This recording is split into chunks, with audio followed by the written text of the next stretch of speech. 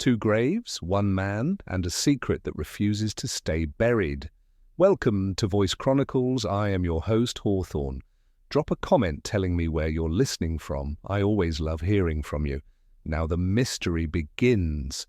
The Flaxborough Horticultural and Allotment Society had always taken pride in the punctuality of its annual flower show. For nearly 60 years, the event had opened at precisely 2 o'clock in the afternoon, irrespective of weather, plague, or the unavailability of suitable buns from the cooperative bakery. This year was no exception.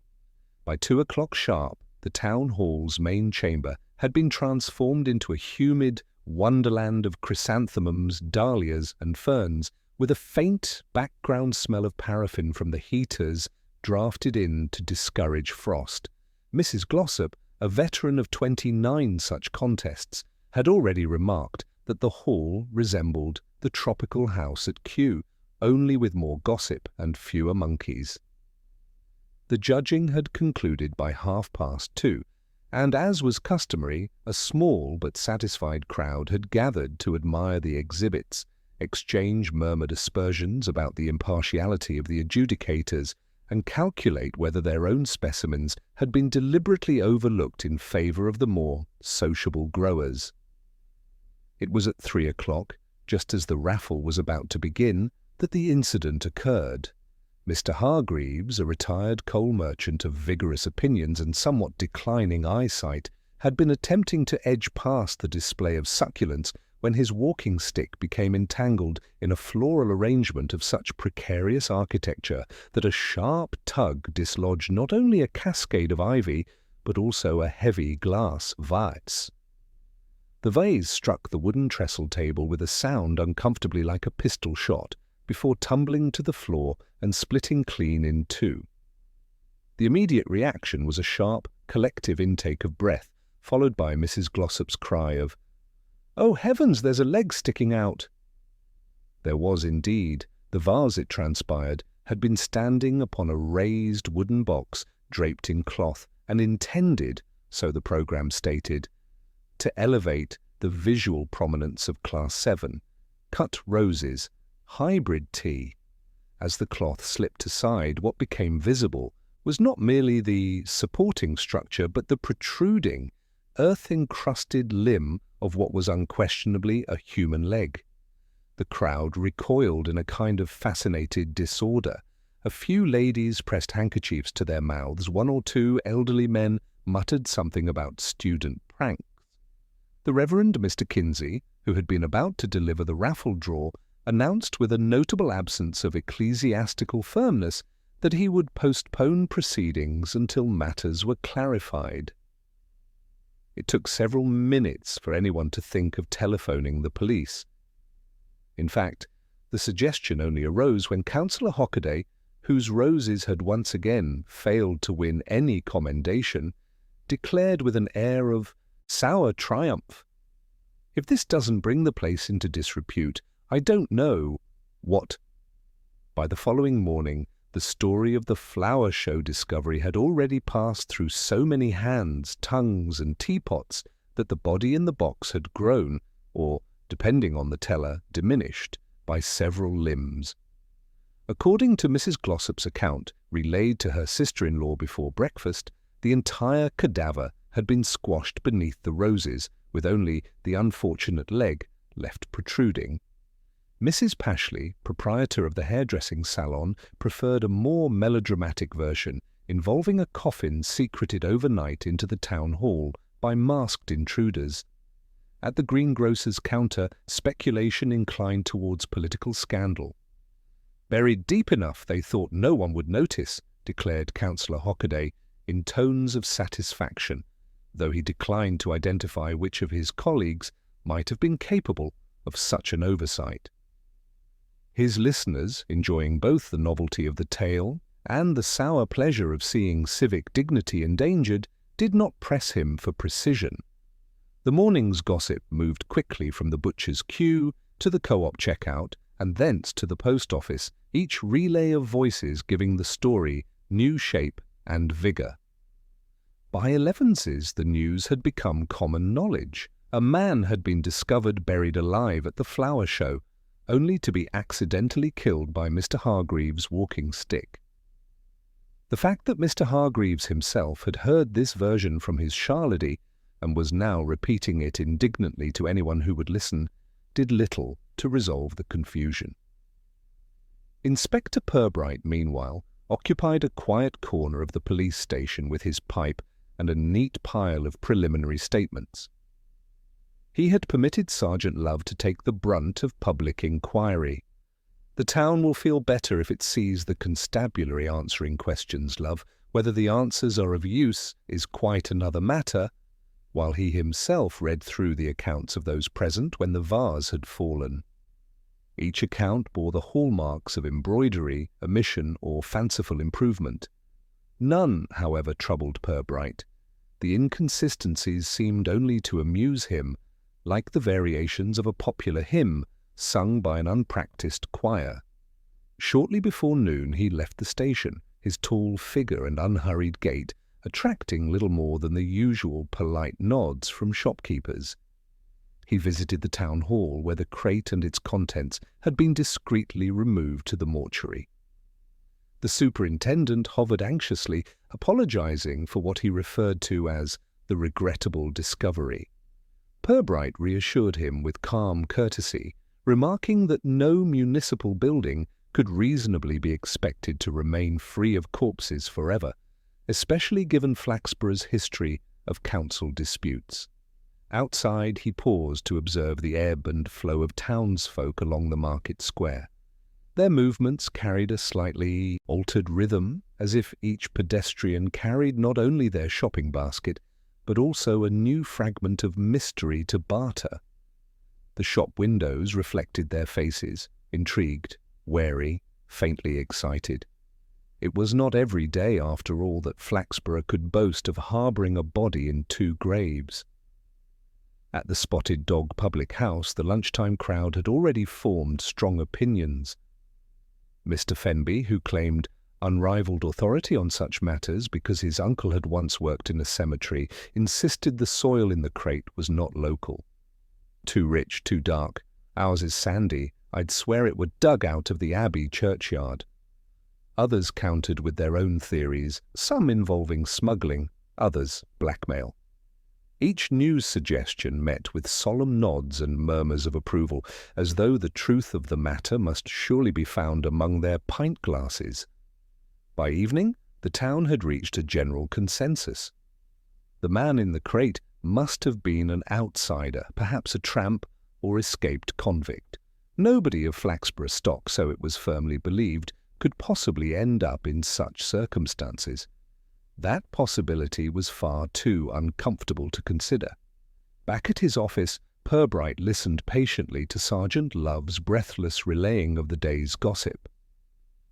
Love had visited 3 public houses and a fish and chip shop, and was confident he had mapped the broad lines of public opinion. Purbright thanked him gravely, making no comment beyond a quiet. "Curious, isn't it, how the town seems more troubled by where the soil came from than by whose leg it covered?" Love frowned at this, but said nothing. He had learned, through long experience, that when Purbright asked questions to which he did not require an answer, the wisest course was silence. The inspector gazed out of the office window, the evening light slanting across the square, and considered, not the rumours, nor the supposed political scandals, nor even the soil itself, but the calm, persistent manner in which Flaxborough preferred to disguise alarm beneath its gossip. Somewhere in that reflex lay the first thread of truth waiting to be drawn. Will someone ring Inspector Purbright?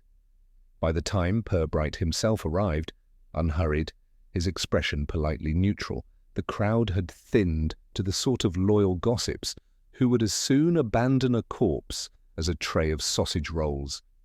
The superintendent of the town hall, perspiring freely and anxious about structural liability, hurried Purbright to the table where the leg had been discreetly covered with a paisley shawl borrowed from the cloakroom. "Extraordinary business, sir?" the superintendent whispered, as though hoping to keep the matter confidential between himself and the inspector. Purbright inclined his head and carefully lifted the shawl.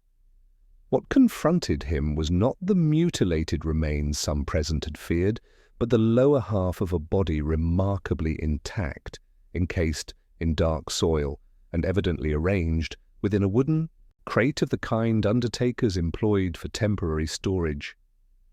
The earth was damp, rich, and faintly aromatic, as though transferred directly from a grave. Purbright replaced the shawl and straightened. His gaze moved slowly around the hall, meeting the eyes of those who dared to hold his. He noted with apparent mildness the various shades of alarm, curiosity, and something not unlike delight at the drama of it all. "It seems," he said with his customary quietness, "that someone has mislaid part of a gentleman."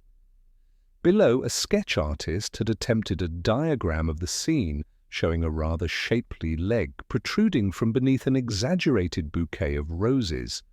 Several townsfolk, studying the paper in the window of the tobacconist, expressed doubts as to whether the limb looked properly masculine. This did not hinder sales in the least. Indeed, the print run sold out by mid-morning. Inspector Purbright received a complimentary copy from Mortiboy himself, who had hurried to the police station in a fit of civic duty, or more precisely, in hopes of gleaning further material for the evening edition. The inspector accepted the newspaper with mild thanks, but offered nothing in return beyond the assurance that the police were pursuing inquiries. Mortiboy left somewhat deflated, convinced as he often was that the authorities wilfully withheld from the press precisely those morsels most fit for public consumption. At the mortuary, the crate had been prized open, revealing the upper half of the corpse, which was rather better preserved than one might have expected. Dr. Hilliard, the police surgeon, reported to Purbright that the man had been dead several weeks, perhaps longer, but not long enough to account for 2 separate burials. The cause of death, he added, would require further examination, though he ventured a cautious opinion that it was not natural. Sergeant Love, hovering by the mortuary slab, with the expression of a schoolboy confronted with an unusually difficult arithmetic problem, asked, "Do we know who he is, sir?" "Not yet," Purbright replied, "but I suspect he is someone we shall soon be told we ought to have known all along." This prophecy proved oddly accurate. By late afternoon, rumours were circulating that the deceased bore a resemblance to Mr. Lomas, a property agent who had not been seen at his office for several weeks. Lomas was a man of middling height, neat appearance, and an ingratiating manner that endeared him to clients while exasperating his competitors. The suggestion that he had ended up beneath roses and chrysanthemums excited considerable interest, especially among those who recalled that his business affairs were not always conducted with what might be called crystalline transparency. At Mrs. Pashley's hairdressing salon, a customer swore she had seen Lomas in Lincoln only last week, in company with a lady who was certainly not his wife. Another insisted she had lent him a 5 or 3 months ago and had not heard a word since. Each anecdote strengthened the conviction that the man in the crate must indeed be Lomas. That the corpse had not yet been formally identified mattered very little. For the town, the case was settled. Purbright, however, was not disposed to settle quite so quickly. In the quiet of his office, he reflected on the oddly theatrical nature of the discovery. A flower show was not the most obvious place for a body to be deposited, yet someone had contrived to do just that, and with enough confidence to assume it would remain hidden until an accident revealed it. It was, Purbright thought, a curious risk to take, unless, of course, the discovery had been intended all along. When he mentioned this possibility very mildly to Sergeant Love, the latter's eyes widened. "You mean, sir, someone wanted the body to be found?" "Perhaps," Purbright said, his tone non-committal. "Or perhaps it is merely the perversity of human affairs which delights in embarrassing explanations. Love looked unconvinced but made a note in his pocketbook, convinced that this cryptic remark must contain the kernel of great significance. Meanwhile, the gossip in Flaxborough acquired a new sharpness, for speculation about the dead man soon entangled itself with speculation about the living. Mrs. Glossop told anyone who would listen that Mrs. Lomas had been seen looking decidedly strained. Councillor Hockaday dropped hints that certain property transactions would bear closer inspection, and at the Spotted Dog, a theory gained ground that the body had been exhumed from one grave and planted in another for reasons connected with insurance. Nobody could explain quite how, but the theory had the attraction of novelty, and so flourished. By the time dusk fell, the town's collective imagination had built a complete story. Lomas had swindled half of Flaxborough, run off with a woman of dubious character, been pursued, murdered, buried, dug up, and reburied in a flower crate, where Providence and Mr. Hargreaves' walking stick had revealed him to the world. Purbright, returning home, with his pipe tobacco replenished, and his mind turning over the curious detail of the soil, considered how very neat this narrative sounded in the mouths of his fellow citizens. Too neat, perhaps. Human nature, he reflected, rarely packaged itself so tidily, and he had learned long ago that in Flaxborough, what everyone agreed upon was often the very thing least likely to be true. This remark did not have the calming effect one might have hoped for. A tremor of murmurs broke out, including Mrs. Glossop's indignant, "Well, I never! At a flower show of all places!" Purbright continued unperturbed. "I think it would be sensible," he said, "if the building were cleared. There is, after all, a raffle to be redrawn on another day." The loyal gossips reluctantly filed out, each storing away their version of the event to be improved upon, later in kitchens and parlours. Purbright remained, gazing thoughtfully at the crate, the displaced earth, and the shawl. His manner was not of a man astonished, but rather one who had expected something unusual, sooner or later, in Flaxborough, and now regarded its appearance with a kind of weary curiosity. Sergeant Love, having arrived breathless from the station, looked down at the crate and asked, in a voice of mingled awe and uncertainty, "Shall I fetch the rest of him, sir?" Purbright did not smile, though his eyes suggested he might have done in another setting. "No, love," he said quietly. "For the moment, let us just find out why a man should choose to be found in two graves." By the end of the week, a consensus had formed among the more respectable elements of Flaxborough society. If the corpse in the crate was indeed Mr. Lomas, then the person most likely to benefit from his inconvenient demise was none other than his wife. Mrs. Lomas was, in outward form, a woman of admirable composure. Her hair was invariably arranged with that kind of meticulous care which suggested daily combat with hot tongs, and her clothes bore the unmistakable air of catalogues rather than boutiques. Yet, as the townsfolk observed with the enthusiasm of natural ornithologists spotting a rare bird, she had been looking not herself. This phrase, stretched over 3 mornings of whispered repetition, hardened into something more substantial.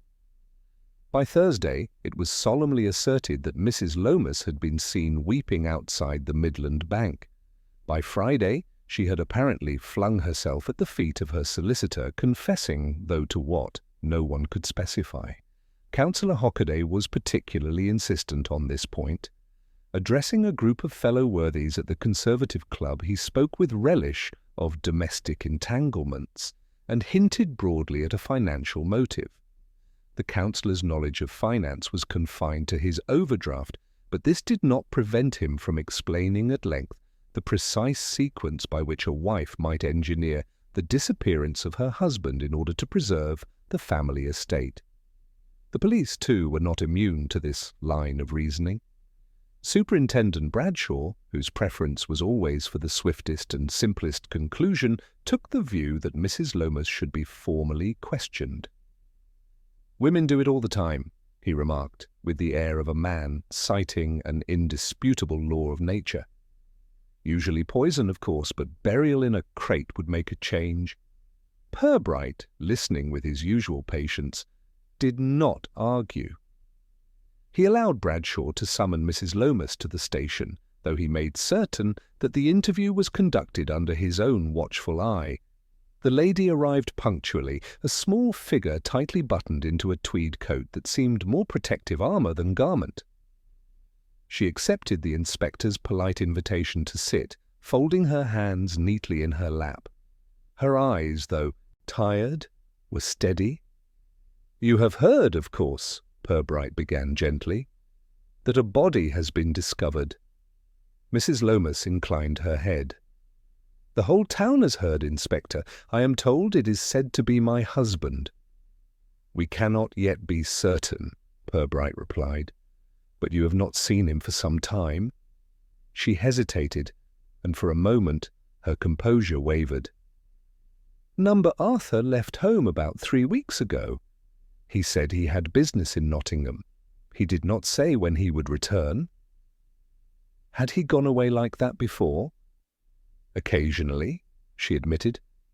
"He travelled. Property business, he said. I never asked too closely." Superintendent Bradshaw leaned forward heavily. "Did you quarrel with him, madam?" Her eyes widened. "Quarrel? No, certainly not." "Any financial disagreements? Insurance policies, perhaps?" "I beg your pardon." "Bradshaw means," Purbright intervened smoothly, "whether your husband might have had debts." The lady's lips compressed. "I dare say he had, but Arthur did not confide in me. He preferred to confide in other people." It was a simple remark, spoken without rancour, yet Purbright detected the faintest edge of bitterness. He asked nothing further, allowing Bradshaw to press clumsily about motives and opportunity until Mrs. Lomas, growing pale, requested to be excused. After she had gone, the superintendent grunted with satisfaction. "Mark my words, Purbright, it's her. You saw her face when insurance was mentioned."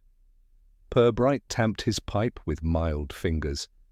"Yes, Superintendent. Remarkable how many people show discomfort when insurance is mentioned. I have never myself found it a comfortable subject." Bradshaw stared at him. "You don't think she's guilty?" "I think," Purbright said, lighting the match with care, "that Flaxborough is sometimes too ready to tidy up its scandals with a widow's apron. It saves the trouble of considering alternatives." The superintendent, unmoved by this philosophy, made a note to prepare a file for the Crown Prosecution Service. Purbright made a different note, that Mrs. Lomas had spoken with unusual precision when describing her husband's absences, yet had carefully refrained from explaining why she had never inquired into them. That omission, he thought, might prove more illuminating than any confession. It was not until Sunday morning that Inspector Purbright found himself thinking again about the soil. The crate itself had been taken away to the police stores, its contents documented and locked under the care of the coroner's officer. Yet what lingered in the inspector's mind was not the grim occupant, but the damp, clinging earth that had accompanied him. Its scent had seemed out of place, loamy, pungent, even faintly sweet. Flaxborough's ground, by contrast, was sandy, thin, and forever begrudging of Gardner's efforts. In itself this was not remarkable. Soil could travel as easily as a sack of potatoes. What drew Purbright's curiosity was how very carefully it had been packed into the crate, tamped down around the body in such a way as to mimic an interment. It was as though someone had wished to reproduce the conditions of a grave while simultaneously ensuring the grave could be lifted and moved.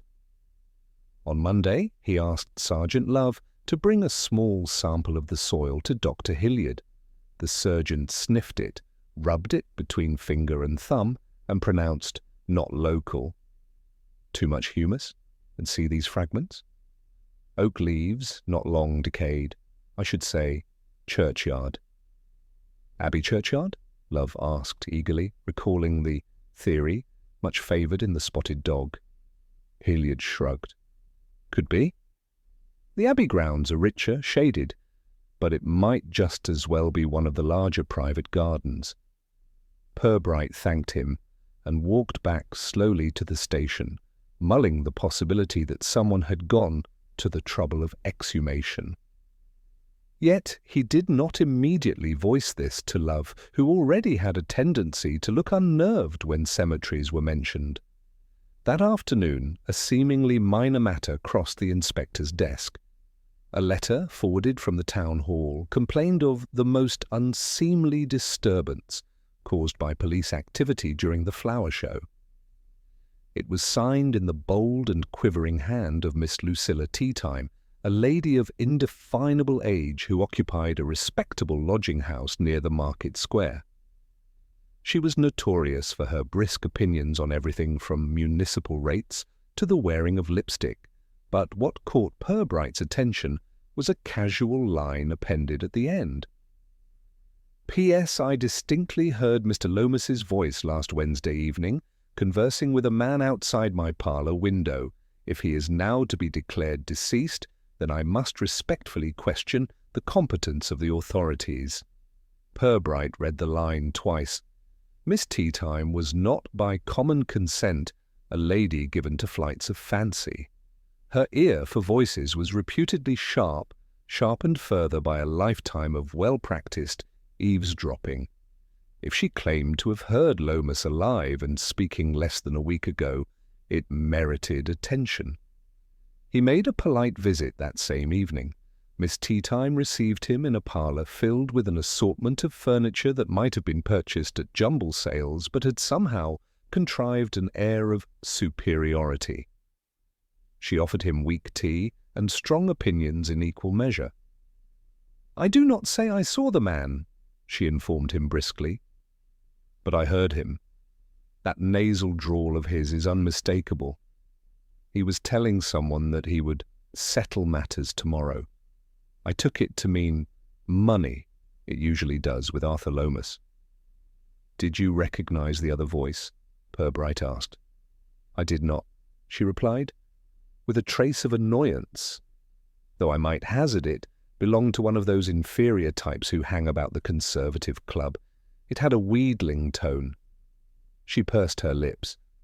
"But, of course, if the man has been lying in a box under roses all this time, then I must have been mistaken." Which I was not. When Purbright left, he walked thoughtfully along the quiet street, the lamplight catching the pale glisten of damp cobbles. A body in a crate of imported soil, a wife apparently ignorant of her husband's wanderings, and now a respectable spinster insisting she had overheard the supposed dead man in conversation. It was the kind of trifling, untidy detail that Flaxborough preferred to ignore, smoothing it away with gossip and speculation. But Purbright, who trusted untidiness more than neatness, placed the matter carefully to one side of his mind, where it could be turned over and over until it yielded sense.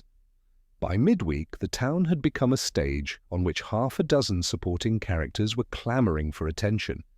Each insisted, in their own manner, that they knew something decisive about the late Arthur Lomas.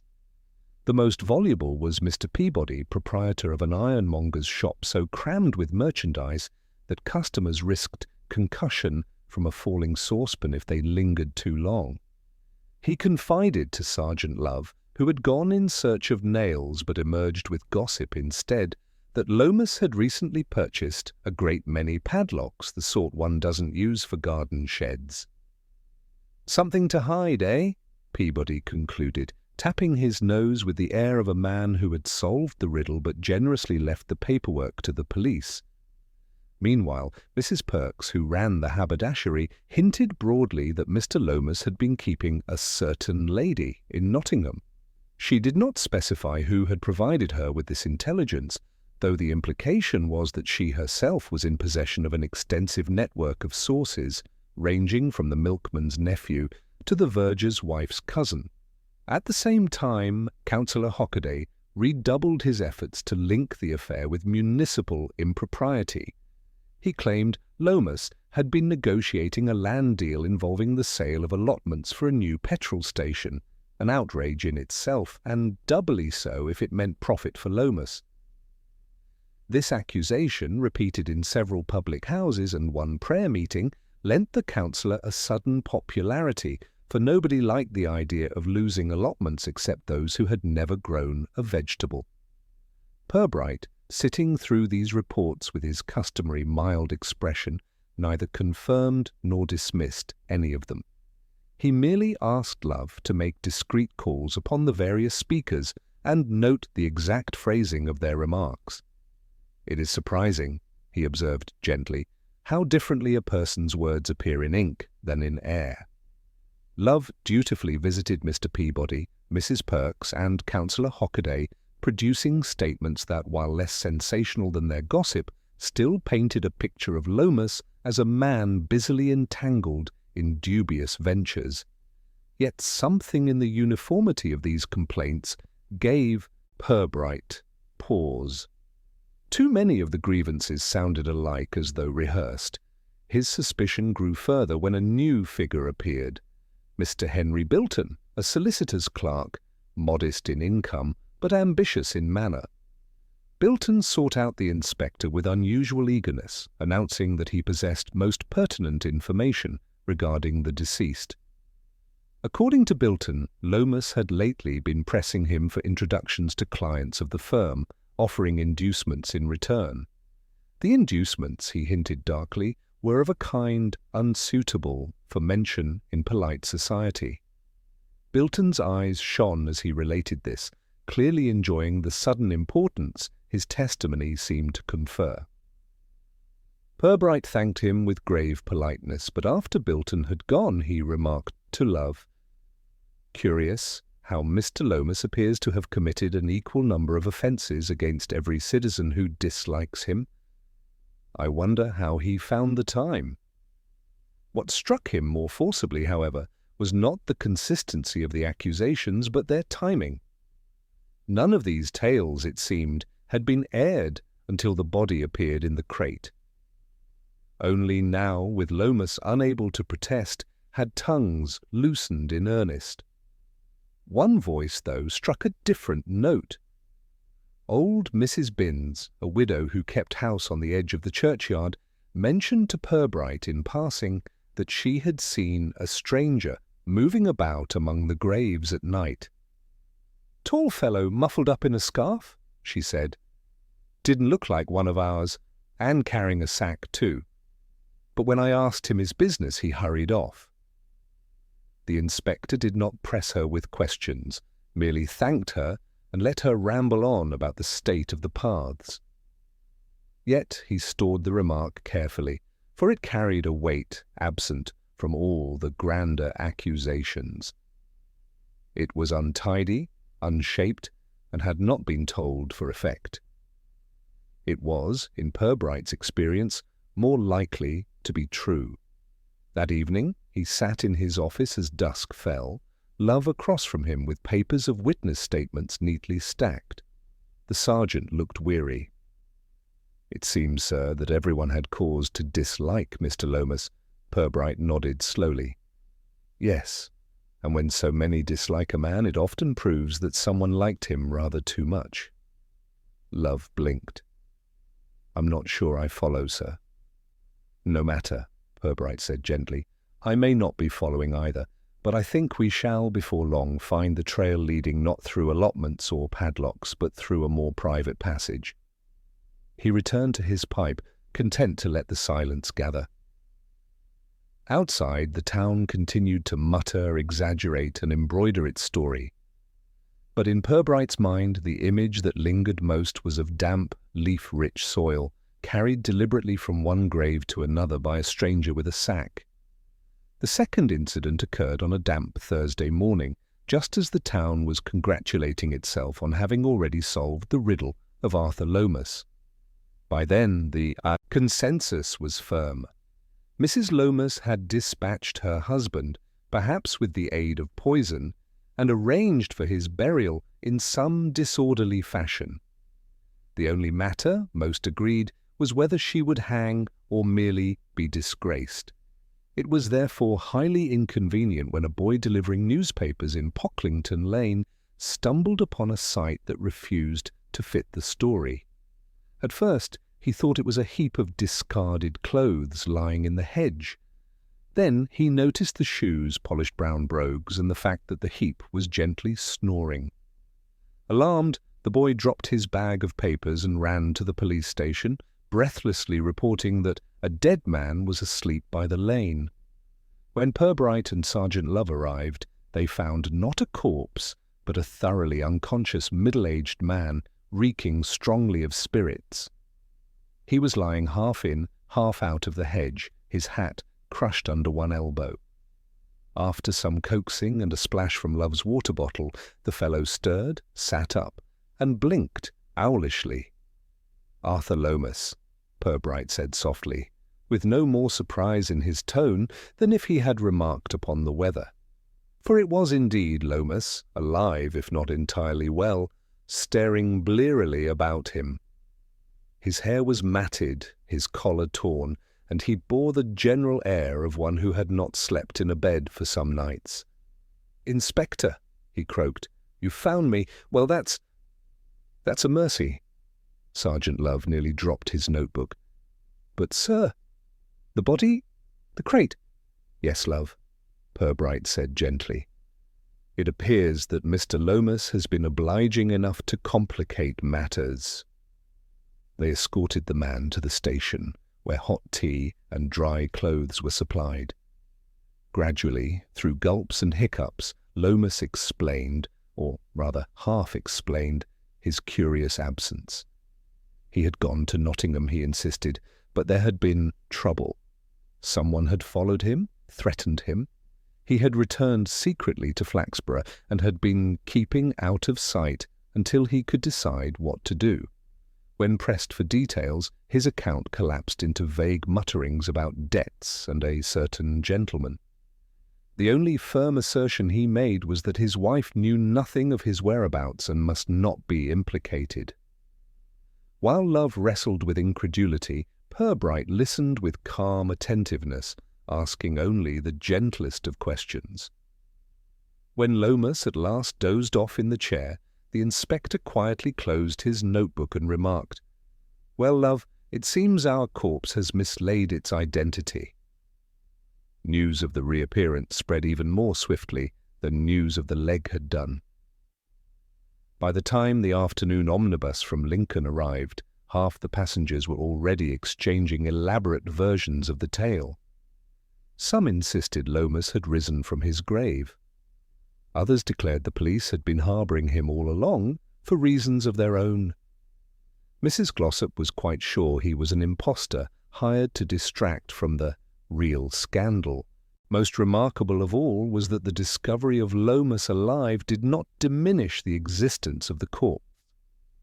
The body in the crate remained very real, and now it appeared that he was someone else entirely. Someone who had been carefully planted with the implication that he was Lomas. This revelation produced an immediate change in the town's gossip. Where previously Mrs. Lomas had been the focus of suspicion, she now became the object of sympathy, at least for the moment. Speculation turned instead to who might benefit from making a dead man resemble a property agent who was inconveniently alive. In his office, Purbright pondered the matter in silence. To Love, who stood frowning over the day's notes, he remarked, "One might almost think the body was placed for an audience, rather like a stage prop. If so, one must ask, what was the play intended to be?" Love blinked. "But then who is the body, sir?" "That," said Purbright, "is the one part of the performance that nobody seems eager to identify." Inspector Purbright had long since learned that the great drama of crime in a small town rarely occurred in the act itself. Stabbings, poisonings, and clandestine burials were almost beside the point.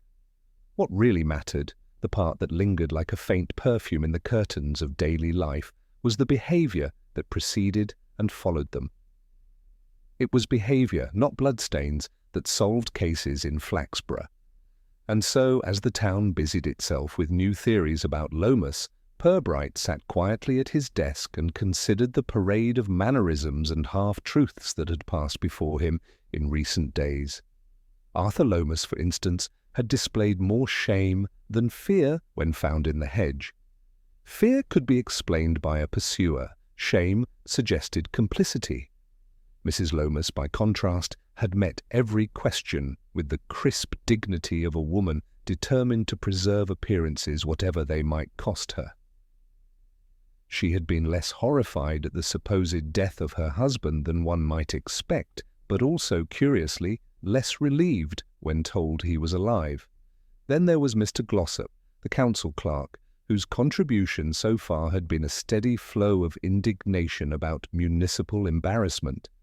Yet Glossop's eyes had betrayed, in their nervous flicker, a deeper anxiety, not civic shame, but personal exposure. Purbright's mind lingered longest, however, on the townspeople's ready acceptance of the corpses Lomas theory. Nobody had demanded proof, still less viewed the body. Reputation alone had filled the coffin. The widespread opinion that Arthur Lomas was the sort of man who could very well end up dead in a packing case. It had been enough to make the fiction plausible.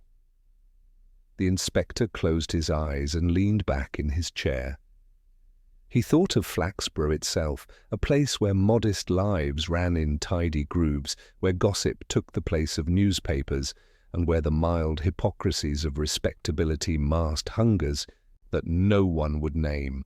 What better setting for a crime built not on violence but on suggestion? Sergeant Love interrupted these meditations by entering with a sheaf of reports. "Sir, about the body," he said. "The pathologist confirms he'd been dead at least 2 days before we opened the crate. Male, about 40. Cause uncertain, possibly suffocation. But no marks of violence." Purbright opened his eyes and nodded. "And no name, I presume?" "Not yet, sir. No papers, no laundry marks, nothing." The inspector tapped his pencil against the blotter. "Then we must ask ourselves, who profits from a man without a name being made to stand in for one, with rather too much?" Love frowned. "You mean someone wanted people to think Lomas was dead?" "Yes. And given how obligingly the town accepted the idea, it seems they knew their audience well." After Love left, Purbright allowed himself another reflection. Crimes in Flaxborough, he mused, were rarely grand affairs of inheritance or revenge. They were usually born of something smaller, the need to save face, conceal debt, silence indiscretion. A dead man had been presented as Arthur Lomas, not out of hatred, but out of calculation. The trick had been intended to buy someone time, or perhaps to deflect suspicion from another, less obvious quarter. The inspector rose, stretched, and looked out the window.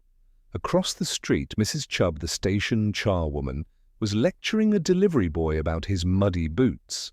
She wagged her finger with ferocious energy, though she was known to keep a house that could be politely described as airy. Purbright smiled faintly. People always defended themselves most loudly in the places where they felt least secure. It was a principle that applied equally to Flaxborough's leading citizens, and it would be by watching those tiny, defensive flourishes, the stray blush, the misplaced indignation, that he would, in the end, separate truth from performance. The following morning, Inspector Purbright arrived at the police station with the unhurried air of a man whose greatest concern was the proper steeping of tea. In fact, he had spent half the night arranging a sequence of conversations whose only purpose, outwardly, was civility.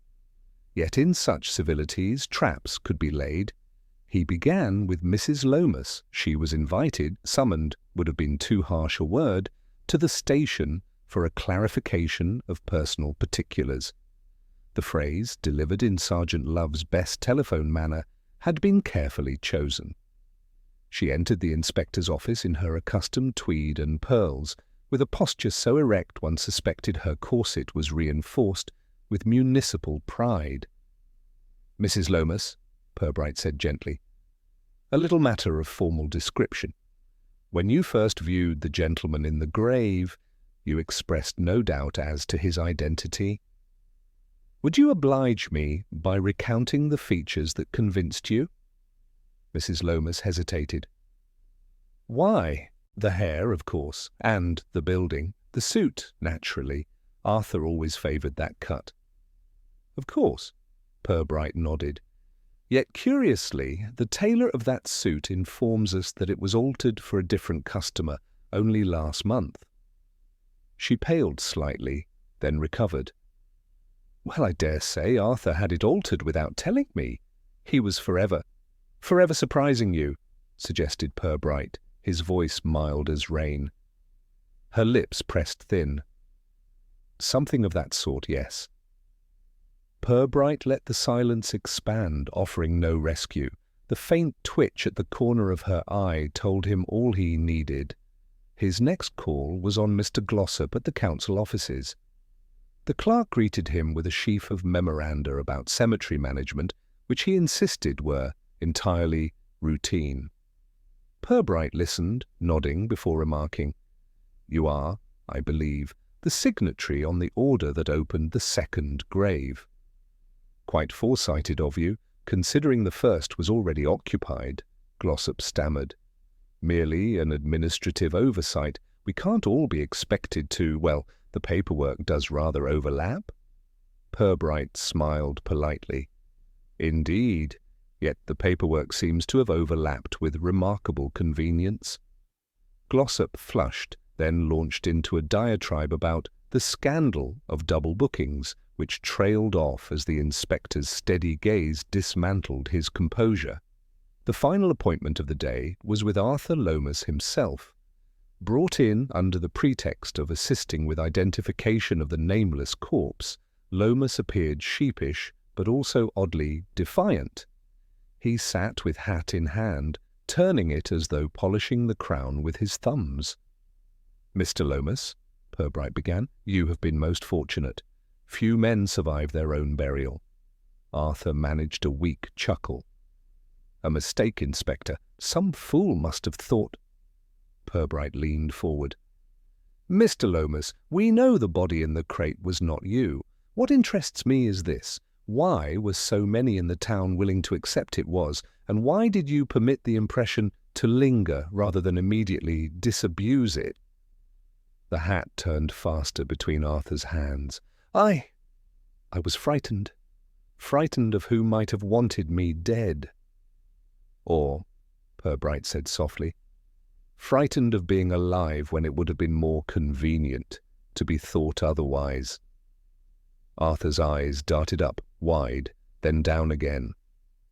The silence that followed was not denial, merely the struggle of a man caught between two unpalatable truths. Purbright allowed the moment to stretch, then rose and closed his notebook. "That will do for today. I thank you, Mr. Lomas, for your candour." There had been no candour, of course, but there had been something better. Unease. In unease, men revealed themselves more than in protestations. As dusk fell, Purbright returned to his office.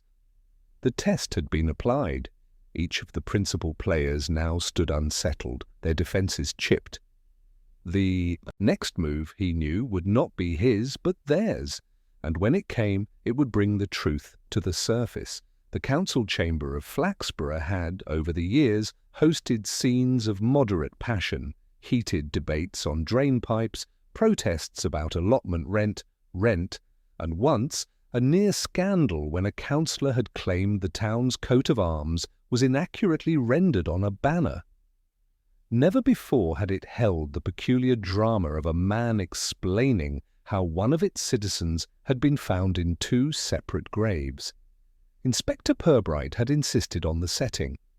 "A matter affecting the borough," he explained. with the sort of mildness that admitted no opposition. Thus, on a damp Wednesday evening, the councillors, the chief clerk, Glossop, Mrs. Lomas, Arthur Lomas, and a handful of others with tangential importance were gathered. At the rear sat a small congregation of townsfolk, many attending only because they had been told not to. Purbright stood at the table usually reserved for the reading of minutes. He cleared his throat in a way that discouraged coughs from the audience. "Ladies and gentlemen, I am indebted to your patience. This matter, I fear, is somewhat less straightforward than a mislaid wheelbarrow. We are confronted with a corpse whose identity was mistaken, a burial conducted under dubious circumstances, and the curious reappearance of a gentleman whose death was, it seems, prematurely celebrated." There was a rustle as Arthur Lomas shifted in his seat, avoiding his wife's gaze. Purbright continued. The body discovered in the crate within the second grave was not Mr. Lomas, as some believed. In fact, it was a man of itinerant habits known to the authorities for minor offences. His resemblance to Mr. Lomas in hair and build was sufficient for a hasty assumption. Yet the suit he wore was altered recently for another client, an alteration ordered by Mr. Glossop here. Glossop made a strangled protest, cut short by Purbright's gentle raising of a hand. "Mr. Glossop, your role in cemetery administration placed you in a position to manage appearances. You authorized the digging of a second grave adjacent to the Lomas plot, fully aware that a coffin was destined for it, not one purchased through the usual undertakers, but delivered anonymously. In effect, you staged a funeral without mourners, relying on the inevitable confusion," the councillors murmured. Glossop's face shone with perspiration. "As to motive," Purbright went on, "we must look to Mrs. Lomas. Madam, you were quick, remarkably quick, to identify the body as your husband's. Perhaps too quick. One might say it was not recognition, but rather relief." A collective intake of breath rippled round the room. Mrs. Lomas sat rigid, her hands clenched on her handbag. Purbright spoke softly. "Your husband, it seems, had become an inconvenience, not, I hasten to add, through violence or depravity, but rather through that quieter offence of ceasing to be useful in your chosen circles. Mr. Lomas, your ventures were less successful than advertised, were they not?" Arthur raised his head, shame colouring his face. "Aye, the shop went under. Debts, couldn't keep up appearances." "Precisely. A man whose existence embarrassed his wife. Mrs. Lomas, you allowed the impression of his death to spread. You even encouraged it. A widow's dignity, after all, holds more social weight than a wife's humiliation." The chamber was hushed now, every ear bent forward. "As for Mr. Glossop," Purbright went on, "his part was less personal. He acted from expediency, and one suspects from gratitude. A clerk of limited advancement might find himself indebted to a lady of influence for smoothing certain matters. A misfiled document here, a convenient grave there. Thus, two ambitions aligned, one to be rid of a husband without the vulgarity of divorce, the other to curry favour with a patroness." Glossop half rose. "You never intended the corpse to be discovered," Purbright said mildly. "But coffins in crates are not so obliging. They warp, they split, and once the body was seen, the illusion collapsed." He paused, his gaze moving slowly from Glossop to Mrs. Lomas, then finally to Arthur. "What remains, then, is a question of conscience. Mr. Lomas, you were content, perhaps even relieved, to be thought dead, were you not?" Arthur's eyes flickered. "It seemed easier than coming back to face all this." Purbright inclined his head. "Understandable. But easier courses seldom remain so. The law, I must remind you all, is less concerned with appearances than with truth. And the truth is that we have here an attempted fraud, a gross misuse of burial records, and above all, a conspiracy to dispose of a man in the most undignified manner imaginable, not through violence, but through paperwork. A faint chuckle arose from the public benches, quickly stifled. Purbright closed his notebook. Mrs. Lomas, Mr. Glossop, you will both remain available for further inquiry. Mr. Lomas, I suggest you reacquaint yourself with the modest satisfactions of honest employment. That concludes my remarks. The councillors sat in stunned silence, digesting a scandal composed entirely of whispered motives and clerical signatures. No blood, no gun, merely the small and devastating malice of social ambition. Morning in Flaxborough resumed its accustomed rhythm with almost insulting speed. The scandal of the two graves, which had so convulsed the council chamber only a day before, was already undergoing that slow process of digestion by which the town converted outrage into anecdote. By tea-time, Mrs. Lomas had been both pitied and condemned, sometimes in the same sentence, while Mr. Glossop's role had become the stuff of whispered hilarity, particularly among those clerks who had suffered under his superior airs. Inspector Purbright, for his part, regarded the affair as closed. He submitted his report in his usual understated prose. Matter resolved without recourse to violence, fraudulent interment corrected, two parties advised of likely consequences. The superintendent, accustomed to thicker files with bloodier details, raised an eyebrow but signed without question. At the police station, Love produced a small pile of press cuttings.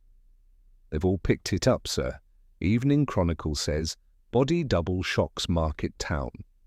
The Gazette prefers 'grave error in Flaxborough,' and the Mail has gone with 'widow twice, bereaved by council mix-up.' Purbright studied the headlines without enthusiasm. 'They are all technically accurate,' he observed, "which makes them, in newspaper terms, most unusual." Love grinned. "You reckon it'll go further, sir? National papers?" Purbright shook his head. "I think not.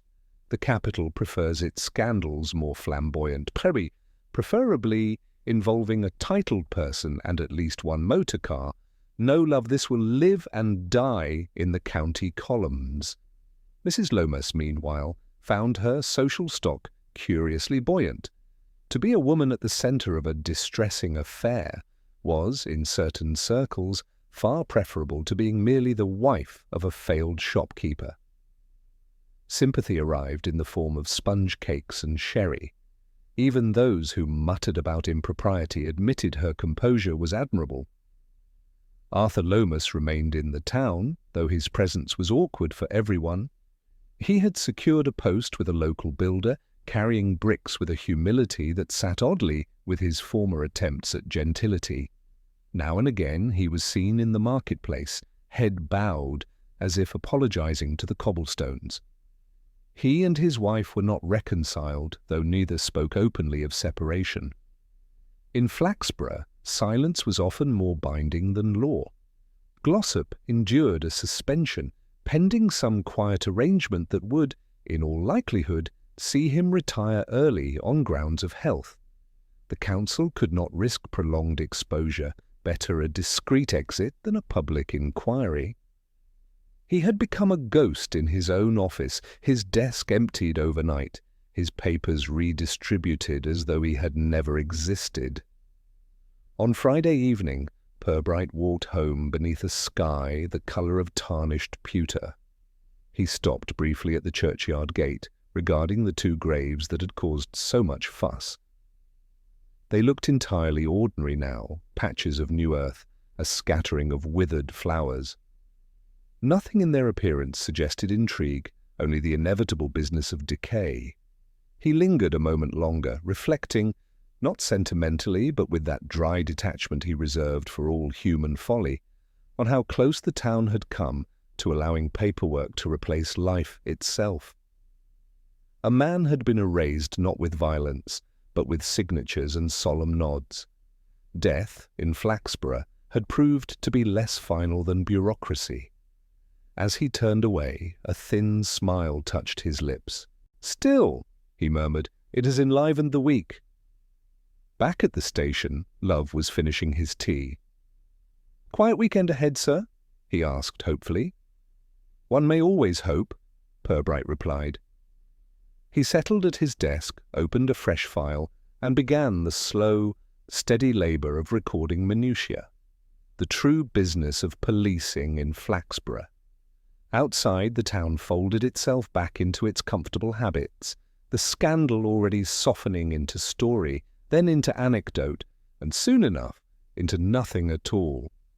And so it ended, as so many things in Flaxborough did, not with drama nor with outrage, but with a shrug, a nod, and the steady ticking of the station clock.